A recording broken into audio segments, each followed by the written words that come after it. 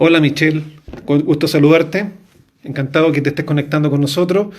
Vamos a entrar ya dentro de un ratito solamente en conversación con Javier Frana, a quien estamos esperando que se conecte, para que tengamos una agradable conversación de una hora en que vamos a hablar de tenis, de lo humano, lo divino, y por supuesto él nos va a ilustrar con todo su conocimiento y recuerdo y todo lo que finalmente ha entregado al mundo del tenis durante los últimos 20, 25, 30 años, que es lo que media entre su última etapa de tenista y la posterior etapa de comentarista, que hoy día ha sido reemplazada además por la etapa de técnico. Así que la conversación que va a fluir dentro de un rato, estamos ahí muy expectantes, a la espera ya que se conecte y podamos ya eh, participar de una experiencia entretenida.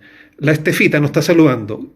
Glit también se unió, Camilo Esteban, Capa Tenis también se acaba también de conectar, Diego-CMC también se acaba de unir, así que esperamos también poder contestar alguna de vuestras preguntas también que tengan con el invitado y que sea una entretenida conversación. Como les repito, estamos a solamente un pellizco de comenzar esta actividad, este mano a mano con el gran Javier Frana, una persona que además está muy vinculado al tenis chileno, jugó muchas veces, ganó de sus 3 títulos en singles, el segundo que ganó en su vida, uno de esos fue precisamente acá en Santiago. También vamos a conversar un poco de eso, también de historias, recuerdos, de Copa Davis, de Marcelo Ríos.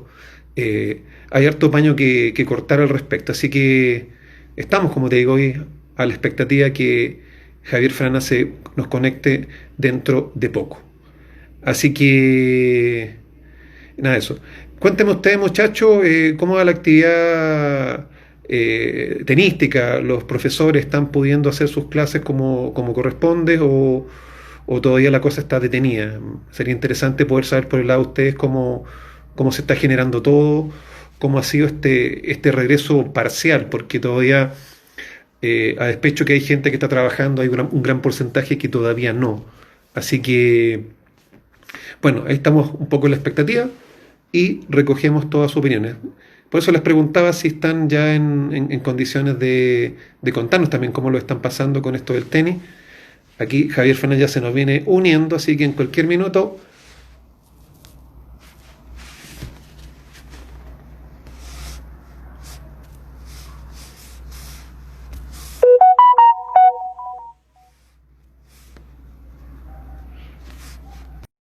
Ya Javier está a punto ya lo tenemos tomadito, así que estamos por comenzar ya la conversación. Ahí se nos está uniendo. Javier, ¿qué tal? ¿Cómo estás? ¿Todo bien, Mario? Bien, por acá, todo bien aquí, esperando, aguardando esta conversación. Estaba haciendo Qué un pequeño bueno. recuerdo con la gente y yo soy de las personas que alcanzó a cubrirte tu época de tenista, de verte como un adolescente jugar el tenis acá en la Copa Davis, pero también vi tus últimas etapas también jugando los grandes torneos, tus últimas Copas Davis. De hecho, me acuerdo mucho porque me duele la del 95, que fue una donde ahí nos clavaste un par de derrotas dolorosas porque ese mano a mano, ese duelo estaba muy, muy candente en ese minuto. Bueno, la moraleja es que no sos tan joven, entonces, porque eso ya fue hace muchos años. A mí me dicen, ¿cuánto tiempo? Sí, no, lindo, lindo recuerdo. Mirá la casualidad que yo debuté contra Chile Sí, sí. en el Estadio Nacional y, y mi último partido fue, te diría que fue ahí también, contra... Sí, Por eso le comentaba a la gente acá que tu conexión con Chile está invariablemente a lo largo de tu vida, por alguna otra razón. sí, y gané un Challenger, que fue mi primer Challenger, se jugó en el Club de Polo, puede ser, Club de Polo San Cristóbal. que le gané a Luli Mancini, que para mí fue un triunfazo, y después el torneo, bueno, el ATP, el primer año del ATP. Así que Chile en el corazón. en cualquier momento pido la ciudadanía. No, por supuesto, además. Oye, Javier, bueno, entrando un poco en materia, seguramente la pregunta que te hago ahora habría tenido otra validez hace un par de meses, que era un poco hablar del regreso del tenis, que ya lo estamos experimentando a partir de esta temporada corta de 4 o 5 semanas nomás en que se va a poder hacer el tenis al más alto nivel. ¿Cómo te ha parecido lo poco que se ha dado, cómo se ha dado en Cincinnati? ¿Es un poco el regreso que tú esperabas? ¿Lo sientes como un regreso marrón? ¿Cómo es un poco tu perspectiva inicial de lo que está pasando? Sinceramente vi así poquito, vi salteado, no es que me senté a ver. Yo creo que es una situación difícil para los jugadores. Creo que es muy difícil, no hubo antecedentes, nadie jugó en circunstancias ni parecidas. Uno podría pensar en jugar más de visitante, jugar más de local, jugar... El tema es que estás jugando con un nivel de estrés, de ese silencio que pesa, ese silencio que te hace mucho ruido en la cancha porque el ruido me refiero a que es ajeno a lo habitual y por otro lado con los temores, ahí no todo el mundo está como etapa superada el tema del contagio, la posibilidad de contagio, veíamos todos los temores que deben tener los jugadores de que tanto él como cualquiera de sus equipos, de sus integrantes se puedan llegar a contagiar, vimos lo que le pasó a Pela y a Delien con Sí. relación a la infección, que, bueno, le dio positivo, supuestamente positivo a su preparador físico. Entonces, es una circunstancia muy difícil, más allá de jugar con un estadio vacío, en un silencio, donde un error y un acierto se confunden en esa quietud, ¿no? En ese estado quo, status quo, que debe ser bastante difícil también de jugar. Si yo te pongo en los zapatos del tenista y te dicen, Javier Fernández, tú estás rankeado, tienes el ranking para jugar, ¿habrías jugado estas 4 semanas o no? ¿O te habría restado? Eh, Mira, lo que pasa es que me es difícil porque hoy es difícil pensar a la edad, con todo lo vivido, se te cambia la perspectiva, ¿viste? Es como que sos un poquito más cuidadoso, tenés un tema más de preservar el tema de la salud, en aquella época tal vez decís, bueno, nada, voy porque bueno, a mí no me va a pasar o si me pasa. Creo que más allá de los temores hubiese jugado, aún con temor hubiese jugado porque seguramente, y por lo que fue un poco la situación, es como que lo necesitas hacer, necesitas competir, todo el mundo está volviendo, y bueno, es parte de tu trabajo y seguramente hubiese sido minimizar el riesgo, pero haber ido. Claro, y por ejemplo, es bien especial porque este primer ensayo que hizo Cincinnati, bueno, lo sucede el US Open, pero después se traslada esto a Europa. En Europa están con otra situación. Ellos incluso, ahora por tener público, Roland Garros habla de un público un 50%, que ya es un ingrediente todavía un poco más complicado, porque tienes que manejar no solamente al staff, a los jugadores y quienes lo acompañen, además manejar una muchedumbre, aunque sea un 50, un 30, es gente que está deambulando. Sí, ahí ya te digo la verdad, me da un poquito más de cosa, ¿no? Por más que uno quisiese que el ambiente sea el más parecido a lo que vivimos hasta antes de marzo, pero la realidad es que lógicamente aumentan las posibilidades de contagio y los jugadores están todos muy lejos de sus casas, de sus hogares, con un riesgo mayor a contagiarse, o sea, está todo el mundo mucho más expuesto. Yo sinceramente, por lo que sigo y veo un poco y estoy en contacto, es como que en algunos lugares parece como ya, bueno, no superado, pero como que ya se le perdió un poquito el temor al contagio, el miedo al contagio y eso creo que para los que tenemos que ir forzadamente en algún momento a Europa, da un poquito de miedo, sí. Ahora que hay más gente conectada, hago el saludo oficial. Estamos en una actividad de Anetech, quien gentilmente me ha permitido llevar adelante esta conversación con un tenista a quien estimo bastante porque forma parte un poco de la más tierna infancia periodística en mi caso. Pero bien, así que un Un saludo a los gusto. profes Igual, para mí también un placer. saludo a todos los profesores que nos están sintonizando, que lo han pasado mal, porque un poco lo que pasa en Argentina, Javier, acá Sí. se está empezando el desconfinamiento, pero yo te diría que estamos recién al 30% de la capacidad que los profesores en este minuto están haciendo su trabajo regularmente. En Argentina va un poco por ahí, mayor, menor. Sí, bueno, Argentina tuvo una situación distinta, se demoró mucho en lo que es la zona de la ciudad de Buenos Aires y el anillo que bordea la ciudad, lo que le determinaron como que se le denomina el AMBA, que es justamente toda esa zona. Se empezó a jugar al tenis la semana pasada en Capital Federal, en Buenos Aires, en la zona que circunda a la ciudad. Te diría que recién hoy es el primer día que se habilitaría oficialmente, hay que presentar algunos protocolos, pero ya se estaría habilitando, por lo tanto, recién ahora y en estos días estaría a nivel nacional, todo el país estaría con un protocolo que estaba presentado ya desde, creo que desde abril, eh, la posibilidad de que, bueno, que los profes, por sobre todas las cosas, los profes puedan volver a la actividad. Los clubes siguen cerrados, lo que se abren son las canchas de tenis para justamente la actividad de una manera muy controlada y muy cuidada. Javier, bueno, me lo preguntan acá a cada rato y no puedo dejar de hacer la pregunta. ¿Te costó mucho prender el televisor, mirar el Abierto de Australia y no verte?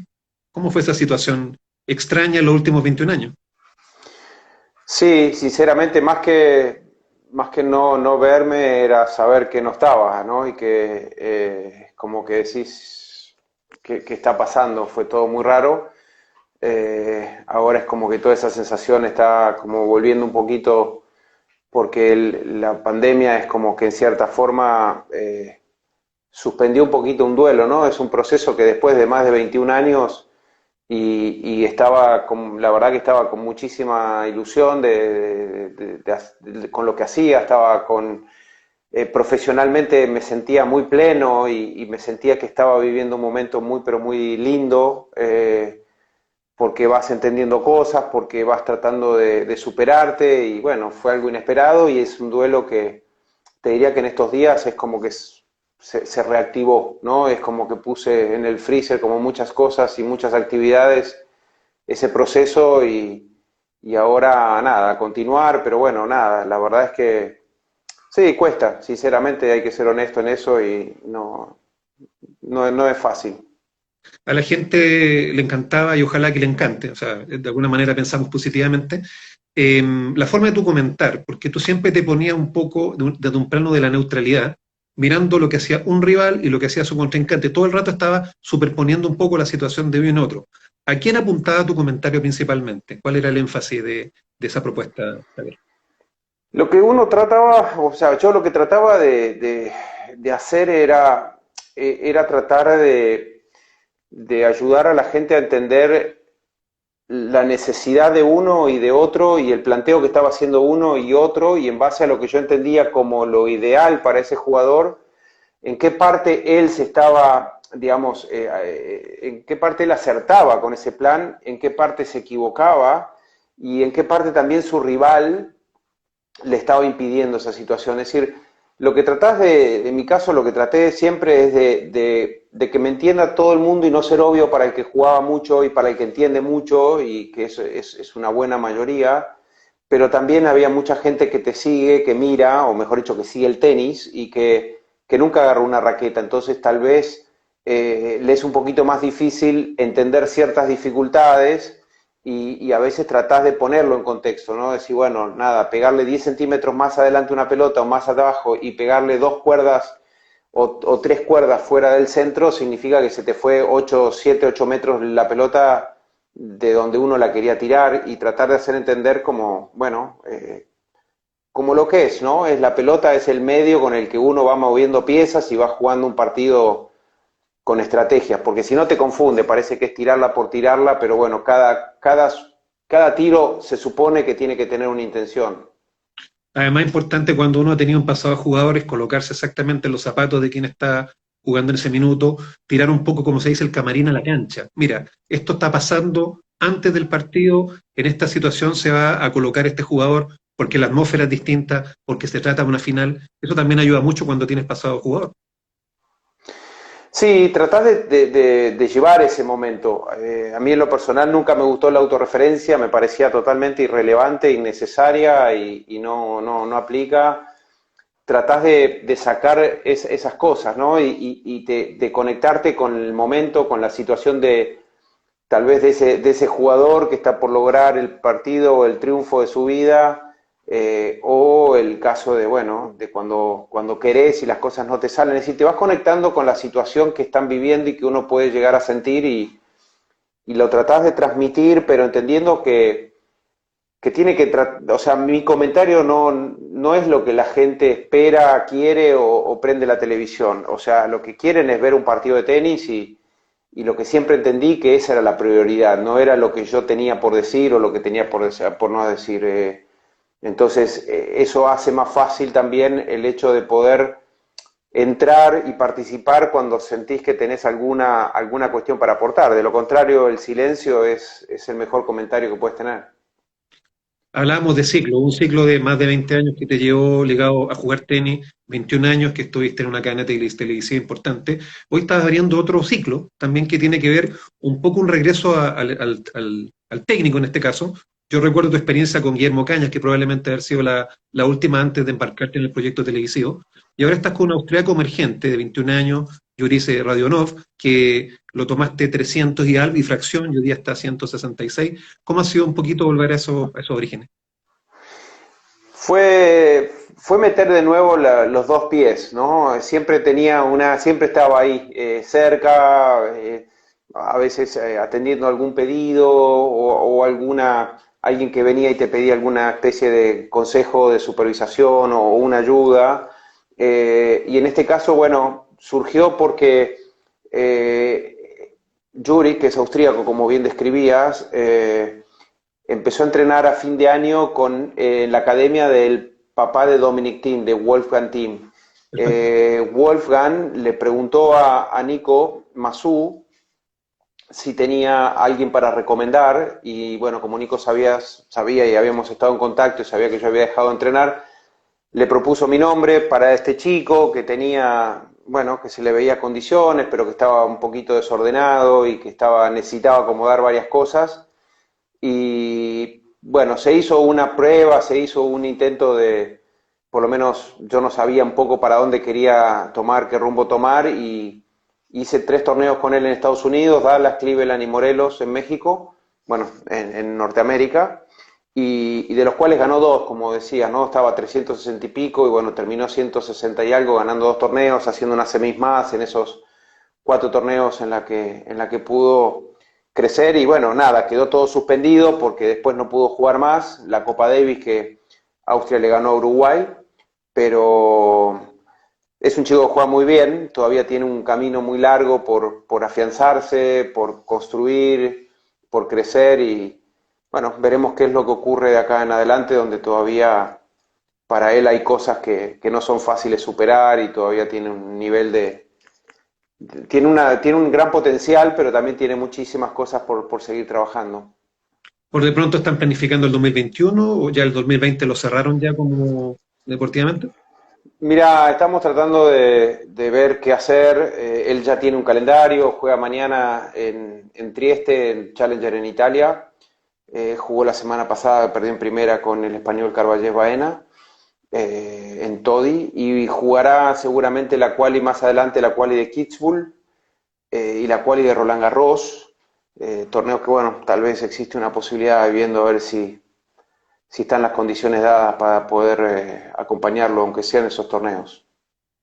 La rutina de ser coach y viajar muchas semanas al año, no sé, ¿cómo lo manejáis en tu estado, en tu actual estado, digamos, de vida? Porque probablemente es distinto viajar, como te digo, a lo Master 1000, a comentarlo, todo eso, a estar un poco en las 24 horas encima, digamos, de un pupilo en este caso. ¿Cómo también ha sido para ti este momento?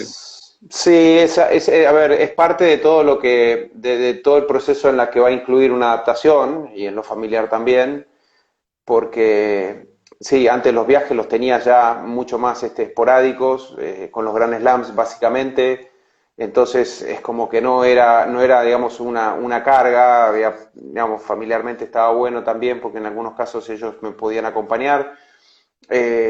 Ahora ya la historia es totalmente distinta, donde hay que, digamos, pensar en viajar más semanas, es decir, va a requerir de algo que no es desconocido, ni para mí, ni para mi familia, pero bueno, que va a aumentar la frecuencia de estar afuera, de viajar y de rebotar, y hay que estar todos muy atentos bueno, para adaptarse a este nuevo cambio, que te digo, no es, a ver, el viajar no es la parte más divertida, por lo menos para mí en mi caso, ¿no? Porque ya lo hice durante mucho tiempo, pero sí el desafío me encanta mucho lo que hago, de trabajar en una cancha de tenis, en esas cosas, me siento útil, me siento que puedo, no sé, tratar de aportar, es un desafío, pero bueno, son esas cosas, nada es perfecto en esta vida, ¿no? No hay trabajos que sean perfectos.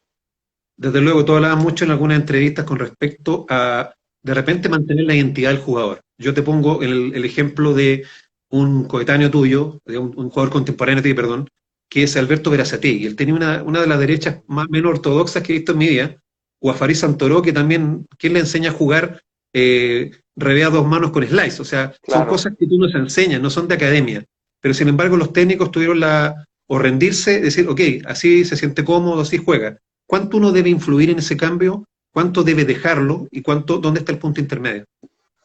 Es una pregunta fantástica porque eso da para, te digo, va para hablar y creo que es muy difícil dar una respuesta que sea y que aplique a todos los jugadores posibles, ¿no? Y de repente yo fui entendiendo con los años que no hay que tratar de llevarlo para lo que digan los libros, porque lo que ocurre es que cuando el primer loquito que tomó, digamos, saltó para sacar, dijeron, este está loco, y hubo un entrenador que lo dejó, y hoy el que no salta para sacar está desperdiciando una cuestión de fuerza, y después vienen los científicos y te dan la justificación por qué ese movimiento beneficia, y el que pegó primero de frente, o el que pegó de tal o cual forma, o todo el que fue desarrollando estas cosas. Si tenés jugadores que tienen mucha plasticidad para cambiar, yo creo que tenés que ir mucho de la mano de la identidad del jugador, como lo marcábamos al principio, y usar tu experiencia, pero despojándote de lo que te dio resultado, porque puede que lo que a ti te funcionó, a mí no.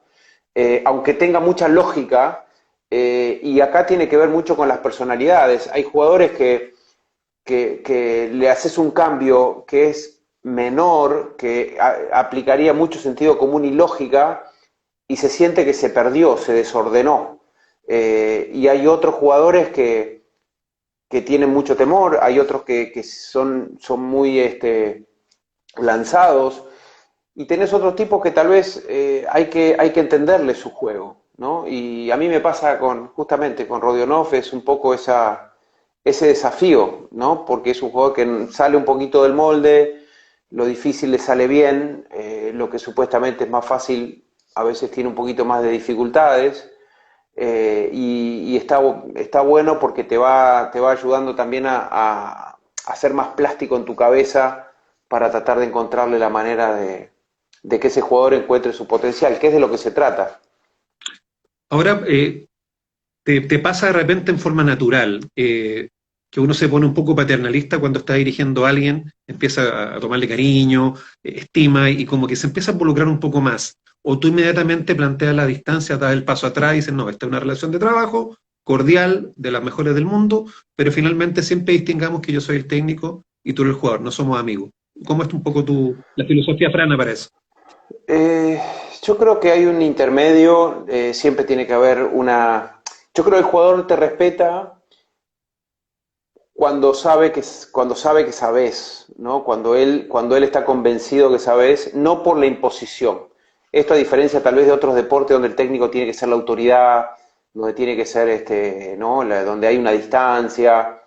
Acá lo que tiene que haber es la claridad y en el vínculo de entender que creo que cuando el jugador sabe que sos una persona que va adelante, que está atenta, que entiende, que sabe, y que te puedes equivocar, perfectamente te puedes equivocar, pero cuando el jugador te da su confianza, creo que a partir de ahí empezás a construir. Después tiene que ver con acuerdos mutuos bueno, de profesionalismo dentro de la cancha, tiene que haber un poco de diversión. Yo creo que la relación, si no es muy difícil para el jugador de tenis, está solo, no tiene distracciones, no tiene...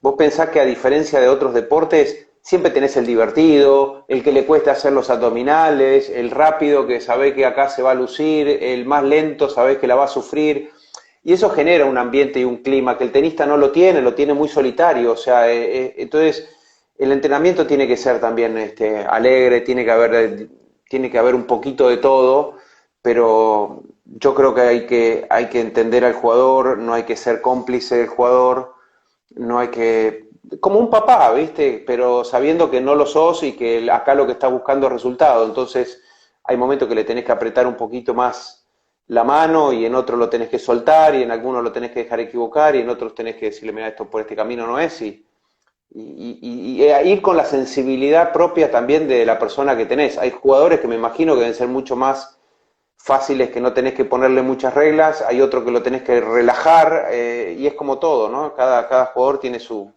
forma de ser y su forma de entender, pero lo que es claro es que tenés que coincidir en lo que estás buscando tenísticamente. Después lo otro se va llevando mejor y hay europeos o jugadores que tienen una relación más distante con el entrenador. Nosotros los sudamericanos en general, primero tenemos que tener buena onda y llevarnos bien para después llevarnos bien adentro de la Claro. cancha, y en este caso me pasó con Yuri, es Sí. como que fue mucho más específico directamente a la relación adentro de la cancha y después se fue afianzando el afuera. Ahí tiene que ver mucho también un poco la sensibilidad y el criterio del técnico. En términos de generales también rutinas que sean, a veces hay que entrenar duro y fuerte y darle, ¿Sí? y otras veces también matizar con un entrenamiento más entretenido, algo que también al tipo lo divierta, que no sea solamente el tedio y la repetición natural de los ejercicios. ¿También vas jugando siempre con eso? Sí, porque no tiene que ser, yo creo que no tiene que ser todo forzado, ni tampoco, viste, que todo tiene que buscarle la diversión como si fuese una kermés donde decís, bueno, si no me divierto, no. Claro, Creo que la diversión también hay que encontrarla. Hay un punto que el jugador disfruta también del esfuerzo. Y depende mucho, en ese caso, del humor que se le ponga al entrenamiento. Entendiendo que el entrenamiento no hace las cosas perfectas, sino que ayuda a que seas un poquito mejor. Pero no lo hace, no te hace ser perfecto. Entonces, cuando disfrutás de esa búsqueda de superación, cuando lógicamente armás un entrenamiento que hay veces que son más dinámicos, más divertidos, donde no se dramatiza el mal día y donde se entiende que el jugador tiene que entender que es entrenar mal. Entrenar mal no es que la pelota no entre, o que la claro. pelota se choque la red, o que no le pega el cono, o que no pase por tal o cual agujero, o que no logre tal o cual objetivo. El entrenar mal es cuando no está puesta la actitud, cuando no está puesta la concentración, cuando no está puesto, digamos, una cuestión positiva, cuando no estás conectado. Y hay momentos que tal vez te salen las cosas, pero vos decís, este tipo acá no está, hoy no está, o sea, le pegó, la metió, está bien. Hoy, como quien dice, cumplió, y eso tal vez es entender qué es entrenar mal. Entonces, cuando no hay drama en un entrenamiento, porque yo siempre a veces lo pongo como ejemplo, cuando hay jugadores que se vuelven locos porque un día no les sale nada, le digo, Claro. bueno, ¿vos te acordás que en el 2017, un 23 de mayo, entrenaste mal y rompiste una raqueta? Y te va a decir, no, ¿cómo te acordás? ¿Qué sabes? No, le digo, es que no te vas a acordar de un mal entrenamiento. Si no te acordás con fecha y hora de que ese día fue así, entonces si no te vas a acordar, es que no fue importante. Entonces, esas cosas ayudan a llevar un entrenamiento mucho más alegre, como tal vez el que uno puede ver y que no haya, digamos, hay momentos que uno se enoja y hay momentos que se frustra, pero bueno, hay que hacerlo más llevadero, pues si no, la cabeza revienta también.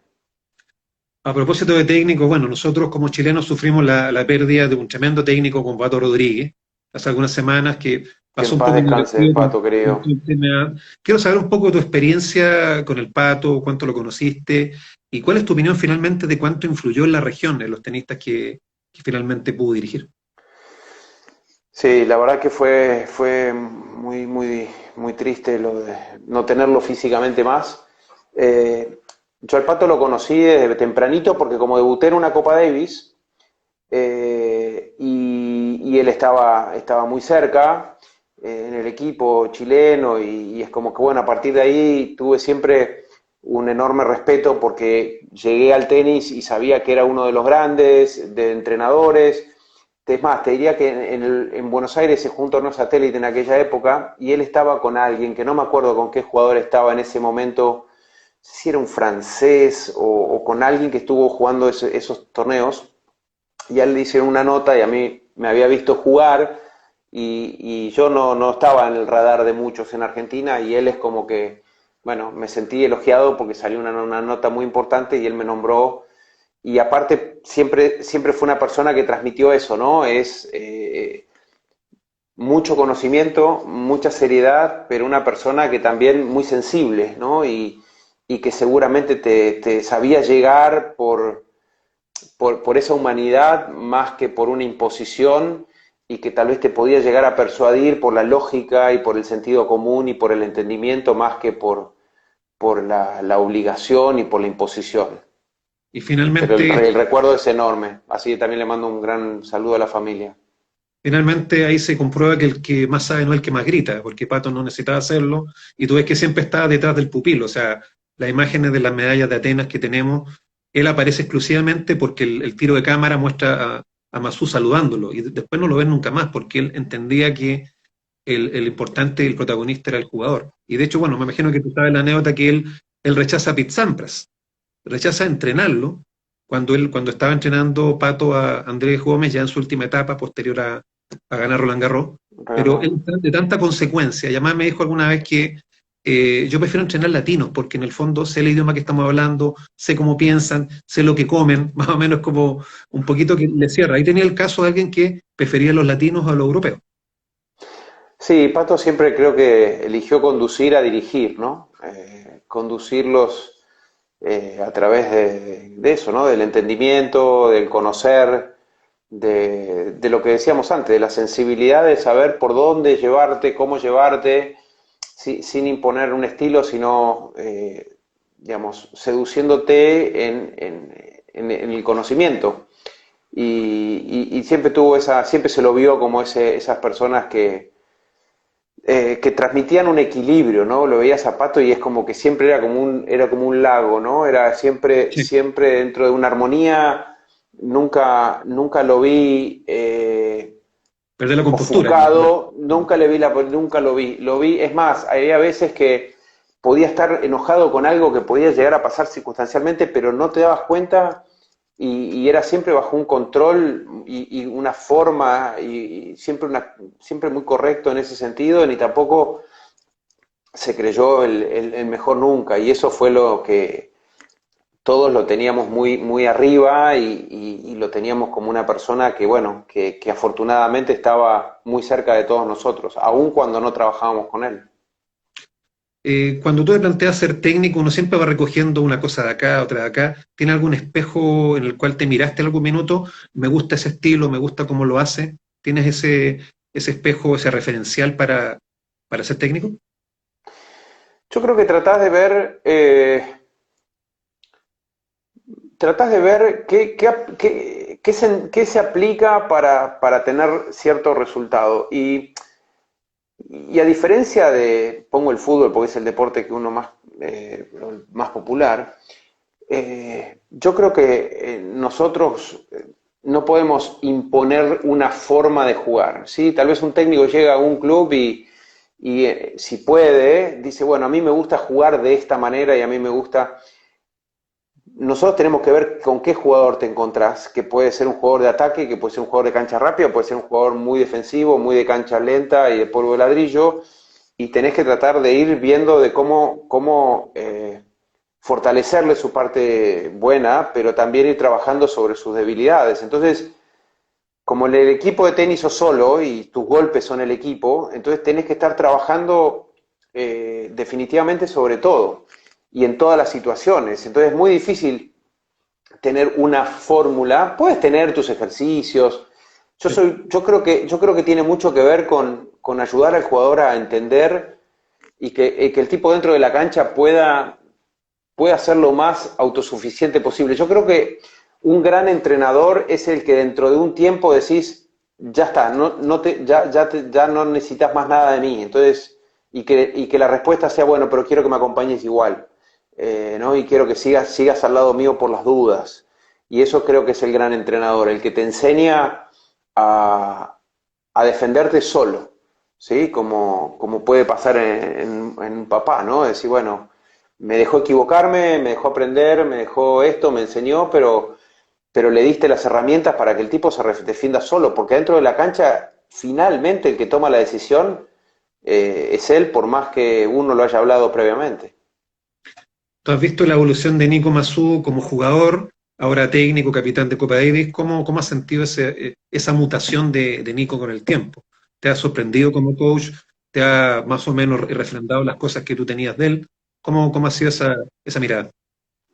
Yo creo que Nico lo que tuvo siempre fue, porque a veces se lo podía llegar a ver con esa personalidad de ser una persona que iba muy rápido y pero siempre fue un tipo muy inteligente, siempre yo respetaba mucho lo que él había logrado con el tenis que tenía, ¿no? Y eso marcaba claramente, y vos decís, guarda que atrás de este que se hace el suelto, el que se hace el distraído, el que todo le da igual, hay alguien que piensa, hay alguien que trabaja, hay alguien que entiende muy bien y que sabiendo sus limitaciones y sacando y explotando al máximo su potencial o sus partes duras, tuvo el coraje de laburar y de trabajar y de romperse el alma y de dar la vida por cada partido y es por eso que logró lo que hizo. Entonces, yo creo que ya con eso él como entrenador tenía ya una historia que le iba a permitir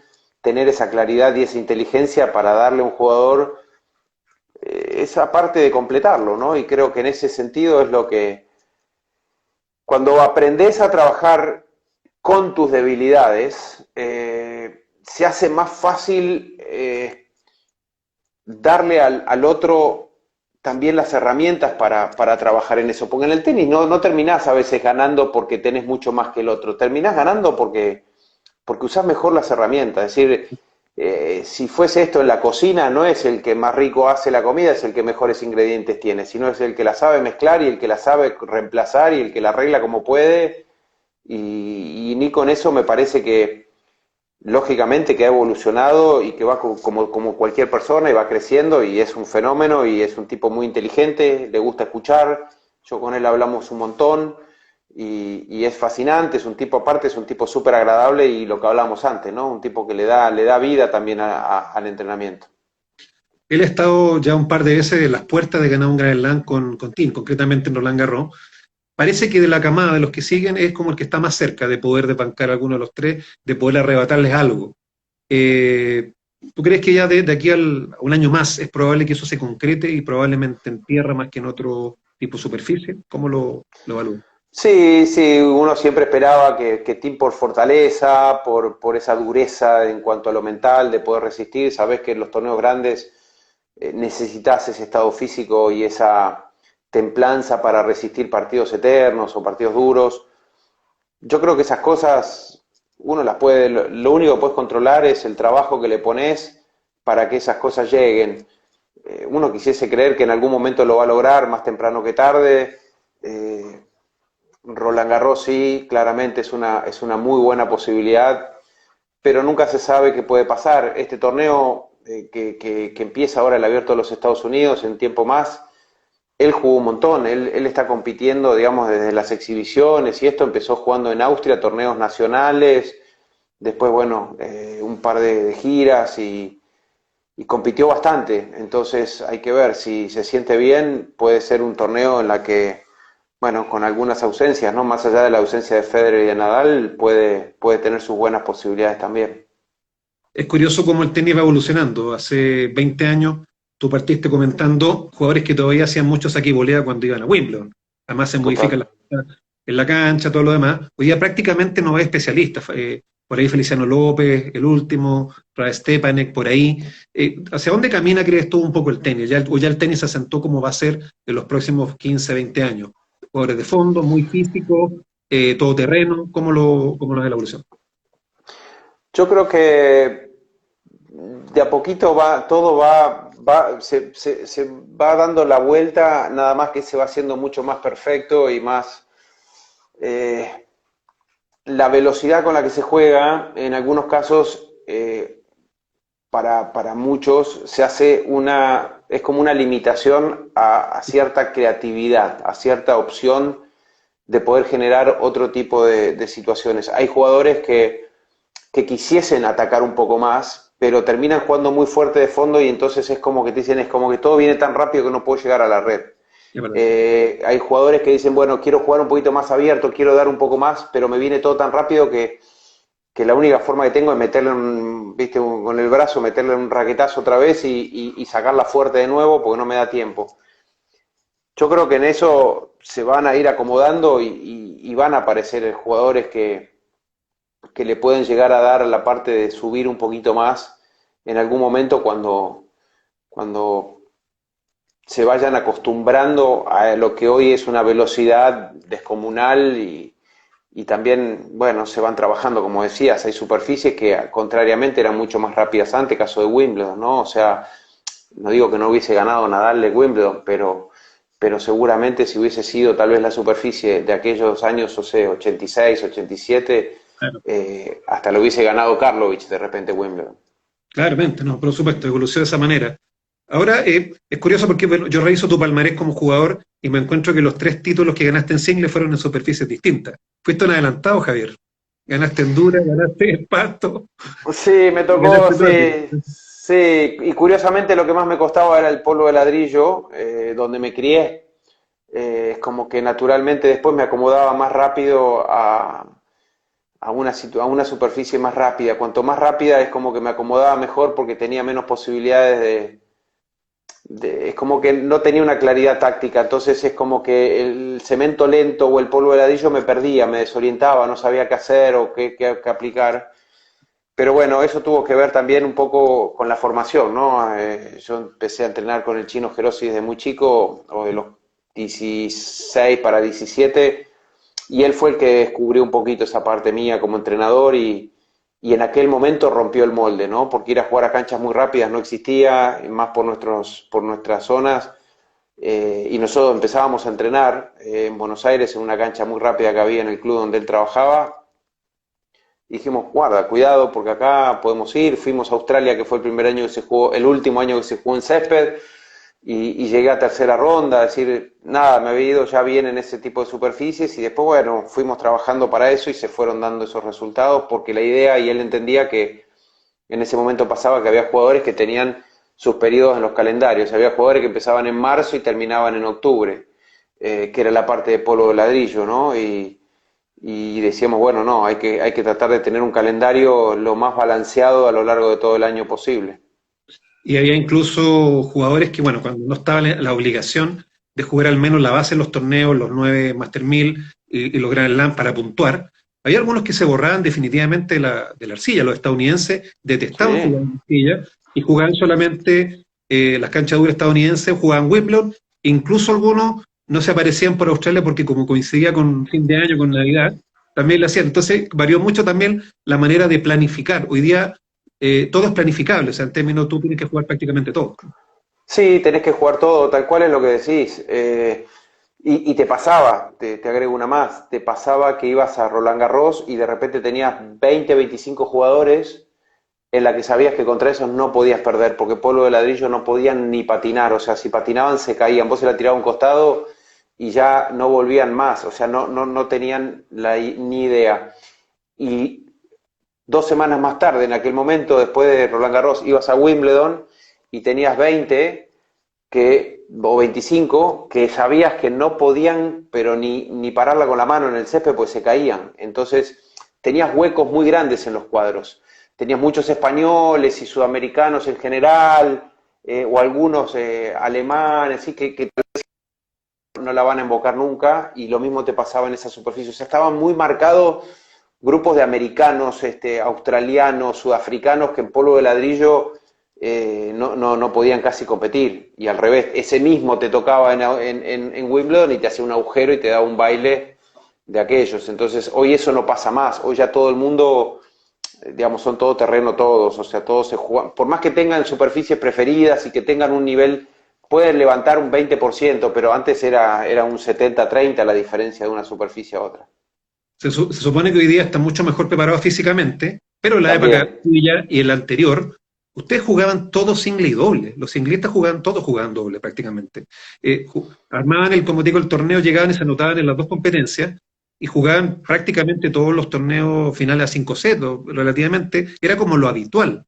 Y ahora, por ejemplo, el doble es como que, no sé si se ha revalorizado, pero en el fondo tú no ves a los mejores singlistas jugando el doble de ninguna manera, no te cabe en tu cabeza hoy día, salvo para preparar algo, de repente la adaptación al piso, no te lo imaginas apostando a una final de doble, digamos, o sea, de ninguna manera. Sí, se hace mucho más intenso y antes se jugaba bastante porque, bueno, porque también el dobles era necesario para acompañar en muchos casos. económicamente, porque no eran los mismos números que ahora.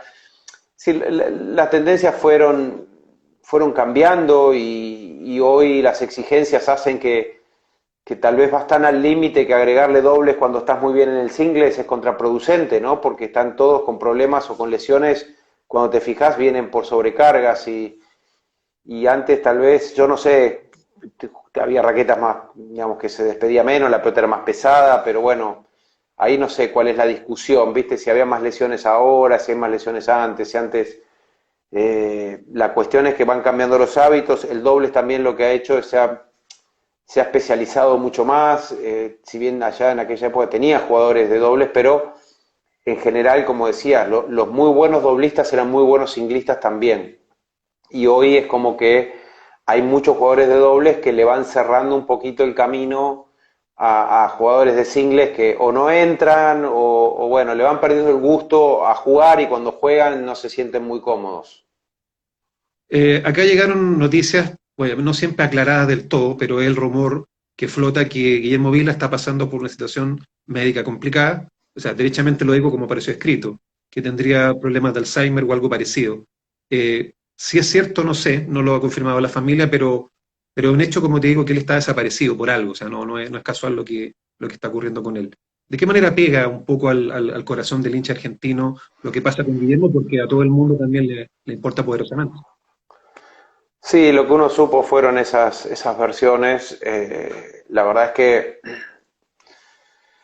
es difícil, uno lo tiene a Guillermo como a una persona tan invencible y tan que siempre estuvo dispuesto a todas las batallas y la Claro. verdad es que nada, uno le desea todo lo mejor, le desea bueno, que si es a eso lo que sea, que esté muy bien y recientemente vimos unas fotos con su familia, rodeado de sus afectos, de su esposa, de sus hijas, y un hijo, y bueno, la verdad es que uno quiere lo mejor para él que pueda estar, sinceramente no sé exactamente bien cuál es la condición y la situación, pero bueno, uno le desea lo mejor porque gracias a él, en mi caso te digo que bueno, conocí el deporte por él y lo escuchaba en la radio y poníamos la radio cuando jugaba porque no se veían muchos partidos y cuando se veían obviamente que nos volvíamos locos y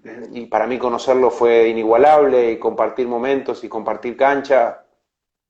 Fue la persona que hizo popular el deporte en nuestro país por lo menos y creo que también, ¿no? Traspasó un poquito la frontera, por lo menos los límites nuestros. Sí, de hecho, un amigo en común, Guillermo Salatino, siempre lo comenta. Cuando empezó, antes de Vila habían 70.000 personas jugando. Después de Vila, 3 millones de personas. Eso ya Claro. te marca un capítulo en el cual dices tú, oye, ¿cómo influyó? Porque finalmente están los que obtienen resultados, los que ganan títulos, pero están los otros, los más grandes, que son los que influyen. Sí, y sobre todo también lo que dejaron a nivel internacional, porque abrieron un camino de prestigio, ¿no? Y como lo hizo Jaime Filiol, como lo hicieron todos esas grandes figuras, como lo hizo Tomás Koch también en Brasil, con Brasil, es decir, fueron pioneros en estar entre los mejores del mundo, pero a la vez en, en dejar un precedente y un nombre y una trayectoria y dejar en alto a sus países y cuando nosotros empezamos a ir en ese mismo camino, bueno, creo que nos miraban también con mucho respeto y porque justamente, ¿no? Habían tenido, habíamos tenido esos embajadores nosotros, como el caso, bueno, que fue de Guillermo también, que es una persona súper respetada en todo el mundo donde vayas y por todos los jugadores y por todas las instituciones. ¿Consideras que es milagroso con la billetera que tienen algunos países sudamericanos, que es pobre, donde los aportes fiscales de repente al deporte es bajísimo, seamos capaces de cada cierto tiempo armar camadas fuertes que se encumen a los 5 primeros, que peleen un gran alemán o lo ganen derechamente? Es milagroso finalmente lo que ocurre con nuestros países, con Argentina, con Chile. Bueno, con Brasil puede ser Sí. distinto por las dimensiones que tiene, pero el caso chileno-argentino, cada cierto tiempo, por cada década, siempre hay una camada interesante. Yo creo que tiene que ver, sí, definitivamente, es increíble y tiene que ver con, no sé si es adjudicable a una única razón, creo que tiene que ver por la pasión que tienen nuestros entrenadores y nuestros educadores, y no me refiero a los entrenadores de la etapa final de un jugador, me refiero al que le pone una raqueta a ese niño por primera vez, al que le enseña el swing, al que le enseña a armar un golpe, a vivirlo con ese fervor y con esa capacidad que le ponen y esa pasión que le ponen los entrenadores. Para mí es lo que hace que ese chico después vaya cada vez con muchas ganas, porque es un deporte muy difícil de jugar. Y nuestros países, en este caso, tenemos tantas limitaciones que creo que gracias a ellos es como que uno aprende a aferrarse de lo que te da y de lo que te fortalece. Y después, bueno, el jugador tiene ese espíritu y esa pasión y esa garra para superar, llegar de repente a los 17, 18 años y decir, bueno, che, yo no sé jugar en cancha rápida porque no tuve cancha rápida en mi formación.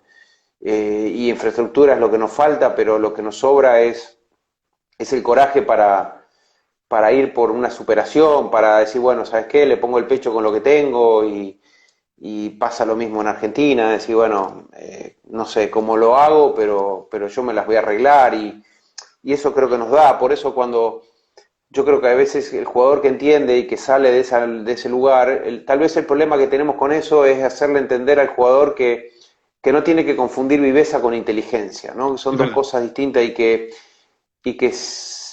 a veces la viveza te ayuda a superar un momento, pero lo que te va a permitir llegar a ser y convertirte en lo que querés ser va a ser la inteligencia, pero no la viveza, que la viveza es para el rato, para el momento, para una circunstancia, pero la inteligencia es lo que te va a permitir crecer. Tú tuviste la oportunidad, Javier, de trabajar 4 o 5 semanas, si no me equivoco, con Nico Yarri, antes de la pandemia, antes de su situación personal por el doping, y también conoces mucho el tema de Garín. ¿Cómo te ha parecido estas dos puntas de lanza que tiene el tenis chileno en este minuto? ¿Cómo los proyectas por juventud, por capacidad? Tiene una enorme proyección, más allá de lo que le ocurrió a Nico. Yo creo que para Nico va a ser esta situación que vivió. Se lo dije a él personalmente y se lo repito, pero se lo dije convencido, no como para simplemente tratar de alivianarle el momento. Yo creo que de esto él va a sacar cosas muy positivas y creo que va a madurar, va a crecer, cosas que tal vez antes él se enredaba y no encontraba. Me parece que esto lo va a templar, lo va a conectar con las cosas tal vez que en el pasado le generaron dificultades.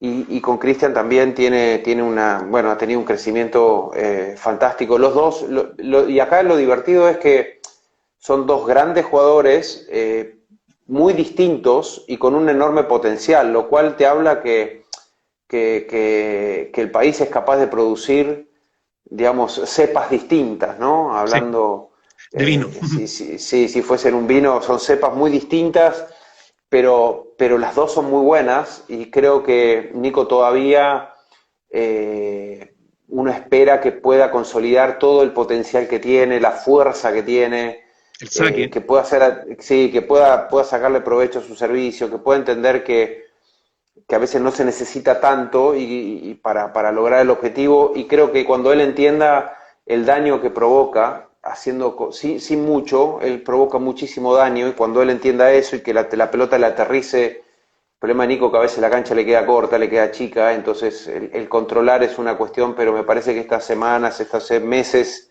en la que le va a tocar estar afuera, le va a permitir empezar a entender un poquito más y cuando vuelva va a tener un ascenso, aparte, bueno, está en ese proceso él también y su equipo.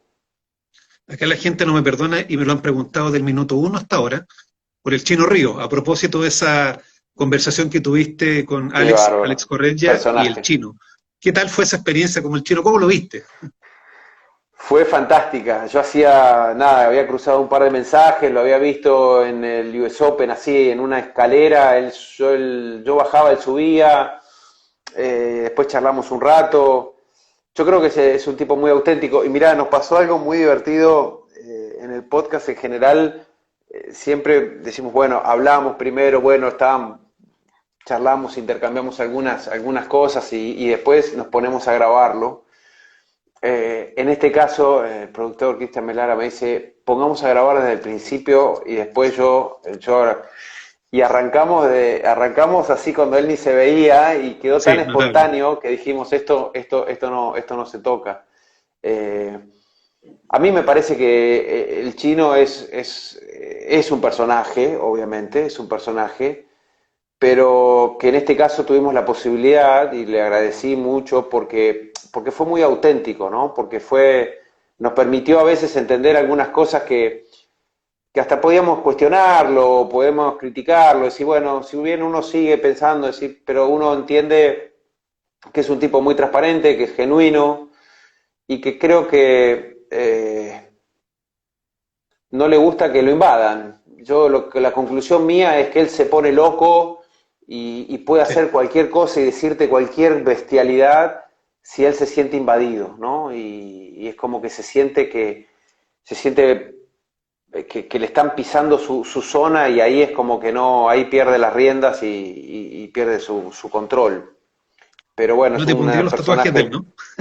No te pondría no ninguno de sé, los tatuajes que él tiene. no lo vi, obviamente que no, pero bueno, con el chino tuvimos siempre nada, es como que Sí, tuvimos nuestros roces, nuestras cosas, pero bueno, porque era así, porque era su sí, impronta, porque él de repente pasaba y no te saludaba, pero de repente no es que no tenía nada, era su forma de ser, que bueno, que a veces hay mucho que les cuesta entender y entiendo que, pero bueno, también hay que pensar y hay que estar en sus zapatos y creo que a veces nunca nunca fui amante a la crítica desde simplemente sin conocer demasiado a la persona y lo que vivió y lo que pasó, ¿no? Y esta charla que tuvimos con él fue conocerlo un poco más y la verdad que fue entenderlo también un poco más. como dice una frase acá, genio y figura hasta la sepultura. Javier, Exacto, bueno, se nos está acabando el tiempo, mira cómo ha pasado de rápido, yo lo he pasado qué fantástico, bueno. ha sido una charla muy amena. Yo te quiero agradecer tu tiempo con la gente de Anetech, el tiempo que también me has dedicado acá también en la conversación. Siempre muy grato conversar contigo, recordar anécdotas, saber más de tu sapiencia tenística y solamente desearte, como te digo, un gran saludo a nombre de Chile, de la gente que está conectada, porque queremos que tengas mucho éxito en lo que estás emprendiendo ahora como técnico y ojalá poder verte en un corto o mediano plazo también comentando porque de verdad que se extrañan tus comentarios. Te agradezco mucho, Mario. También permitime saludar a todos los profes ahí en Chile, especialmente a Carlos Pardo también, que está siempre muy cerca, por lo menos en cuanto a conmigo y tratando de sumar y uno entiende todo el esfuerzo que hace y todo lo que le pone para el bien del tenis chileno. Así que mandarles un gran abrazo a todos y estar siempre juntos y conectados y tratando de que las cosas mejoren para nuestra zona, que tenemos que ayudarnos, apoyarnos porque bueno, las dificultades no son pocas y el camino a veces se pone pesado y cuesta arriba, pero lo vamos a lograr. Así que el agradecido soy yo por el tiempo y les mando un gran abrazo a todos. También, y deja un espacio en tu casa para todas las flores que te están mandando en este minuto. Ah, ok, gracias, no, muy Oye, amable. un No, abrazo grande, Javier. ¿Eh? permitime cerrar simplemente agradeciéndole a toda la gente en Chile en general que está constantemente, nada, apoyándome en cuanto a lo que yo hice y agradeciéndome y elogiando un poco el trabajo realizado en la televisión. Para mí eso es una bendición lo que recibo, es un alivio, es una caricia y no tengo palabras para agradecerle todo. Así que de mi parte, súper agradecido y Mario, para vos un placer, muy linda la charla, te agradezco mucho y un saludo muy grande. Un abrazo grande, virtual en este caso, y seguimos conectados. Que estés muy bien. ¿Eh? Dale, igual, Que estés abrazo bien. grande. Chao, Chao, Gabriel. chao.